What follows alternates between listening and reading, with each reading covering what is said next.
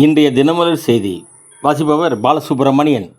அதிமுக எம்எல்ஏக்கள் 4 பேர் ராஜினாமா செய்த தொகுதிகளில் இடைத்தேர்தல் நடத்த எதிர்ப்பு தெரிவித்து அதிமுக சார்பில் சென்னை உயர்நீதிமன்றத்தில் வழக்கு தொடங்கப்பட்டுள்ளது. எம்எல்ஏக்கள் ராஜினாமா விவகாரத்தில் தமிழக சட்டசபை சபாநாயகரின் முடிவு தவறானது என்றும் அதிமுக தரப்பில் வாதிடப்பட்டுள்ளது. கட்சியில் இருக்கும் எம்எல்ஏக்களை ஆசை காட்டி இழுத்திருப்பது தவறானதல்லவா? எல்லாம் பழனிசாமிக்கும் செங்கோட்டையனுக்கும் நடக்கும் மறைமுக போர். வரும் 19 அமெரிக்கா ஈரான் அமைதி ஒப்பந்தம் கையெழுத்து. பாலியல் வன்கொடுமை செய்யப்பட்ட 3 வயது குழந்தை உயிரிழப்பு. கும்பிடிப்பூண்டியில் கொடூரன் பீகாரை சேர்ந்த பிபின் மாஞ்சி என்பவன் கைது செய்யப்பட்டான். அமெரிக்கா ஈரான் அமைதி ஒப்பந்தம். ஆனால் போர் வெறியன் இஸ்ரேல் எங்களை கட்டுப்படுத்தாது என கூறியுள்ளது சரியல்லவே.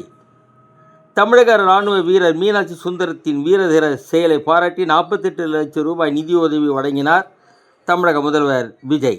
தொழில் தொடங்க அனுமதி பெறுவதற்கு புதிய விதியை அமுல்படுத்துகிறது தமிழக அரசு. ஆதி திராவிட நலத்துறையில் நிதி நெருக்கடி. ஊதியமின்றி ஒப்பந்த ஊழியர்கள் தவிப்பு. முன் ஆட்சியில் வேறு நலத்திட்டங்களுக்கு இதில் இருந்த பணத்தை எடுத்து செலவு செய்ததால் இந்த விபரீதம் நிகழ்ந்துள்ளதா? வணக்கம்.